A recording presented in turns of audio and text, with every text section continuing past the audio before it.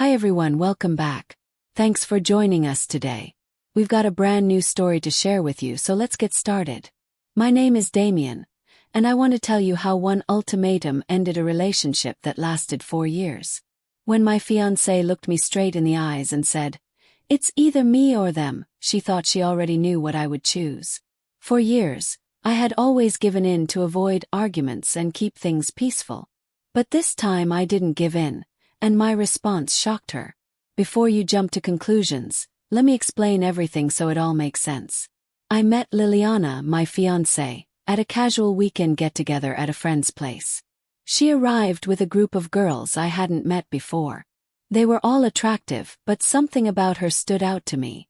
As the night went on, someone suggested playing some icebreaker games. By chance, Liliana and I ended up on the same team. We weren't amazing, but we weren't bad either. We won a few games and lost a few, but what stood out was how easily we got along.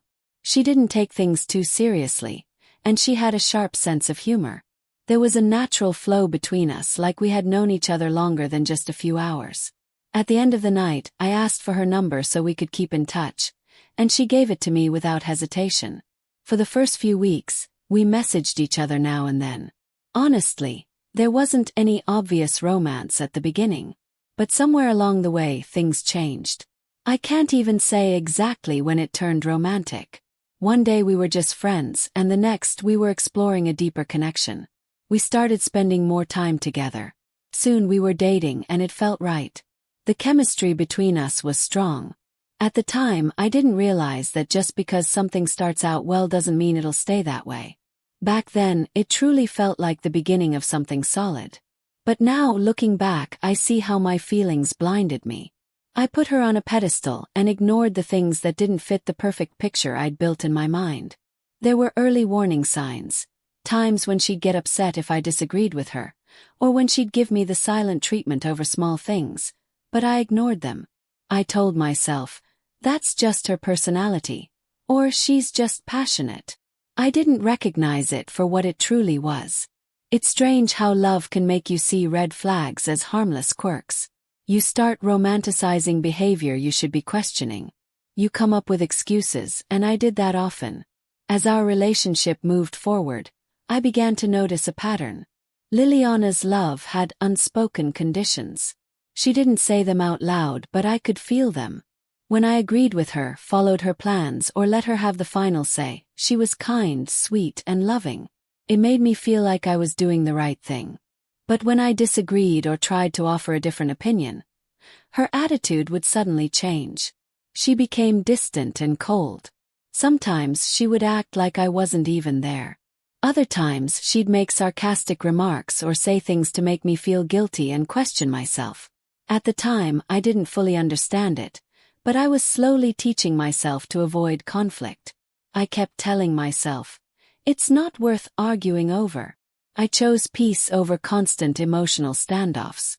Little by little, I started agreeing with things I didn't actually feel, just to keep the peace. I convinced myself I was being understanding, that compromise was part of love. But deep down I knew the truth.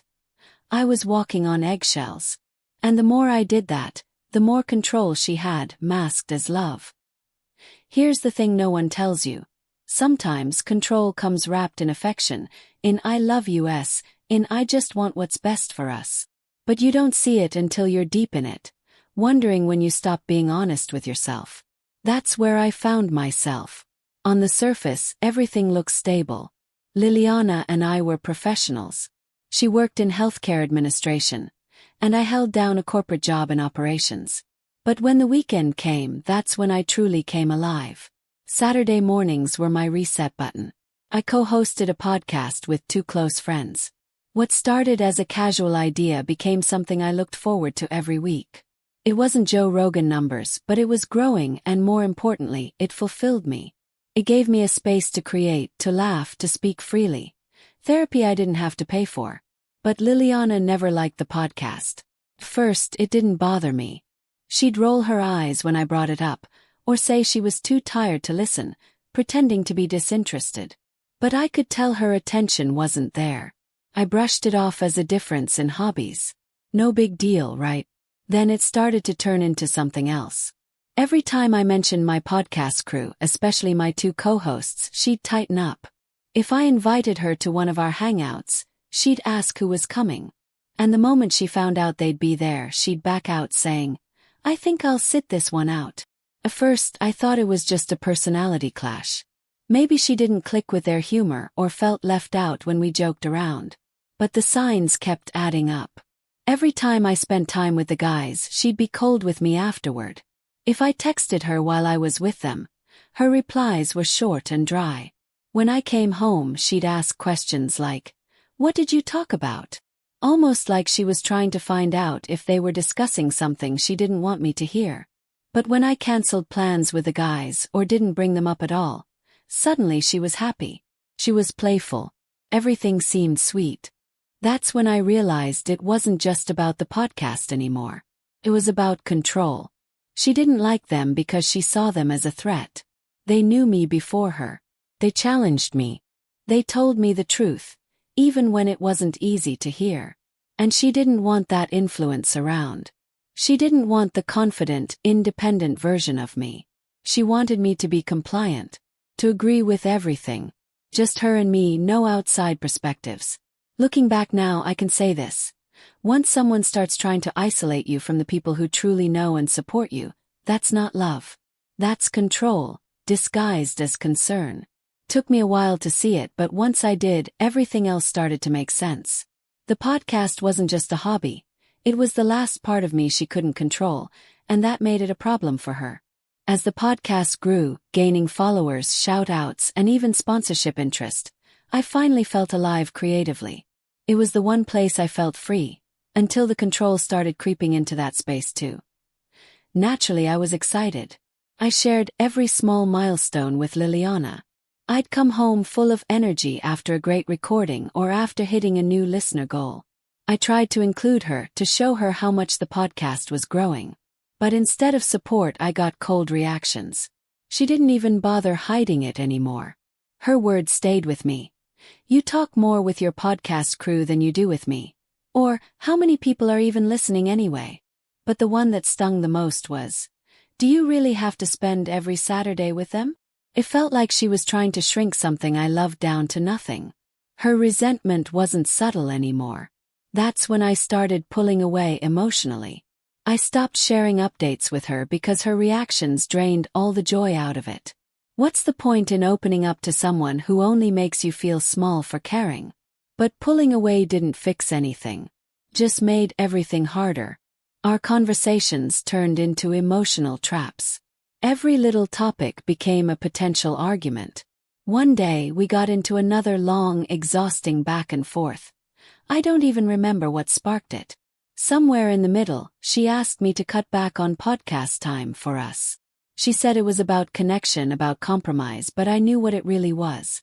I didn't try to explain myself. I just said it directly. The podcast is the one thing that makes me feel alive outside of work.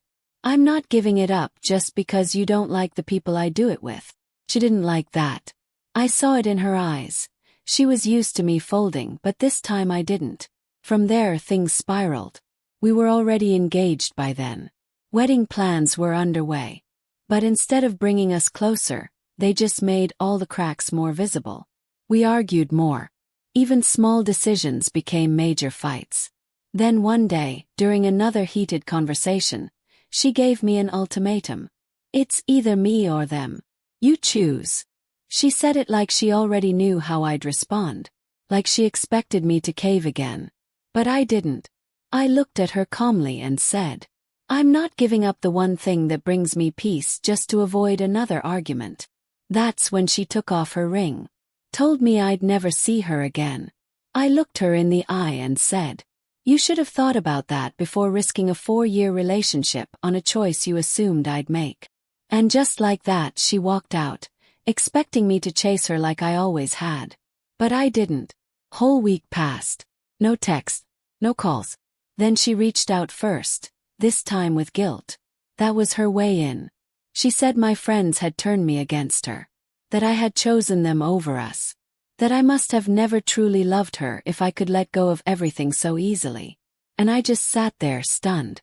Not because I believed her, but because I couldn't believe how differently she saw things. It was like we lived in two different realities. In hers, I was the one who betrayed her by setting boundaries. In mine, I had finally stood up for myself. I didn't argue. I just ended the call before I said something I'd regret. That conversation sent me into a season of deep reflection. I started replaying moments I had brushed off. I realized how, over time, love had slowly become obedience. And that made sense. Some people don't want love that understands, they want love that obeys. Few months later, she reached out again. She said she'd been doing work on herself, that she now saw where things had gone wrong. She said she missed me and that she'd changed. And honestly, that stirred something in me. I didn't jump back in, but I did agree to talk. Gave her a chance. And for a while things were better. She listened more. And I thought maybe we could rewrite our story with a different kind of ink. But the old patterns crept back in. Subtle guilt when I chose a weekend with a podcast instead of her. Questions that sounded like concern but felt like control. This time I saw it clearly.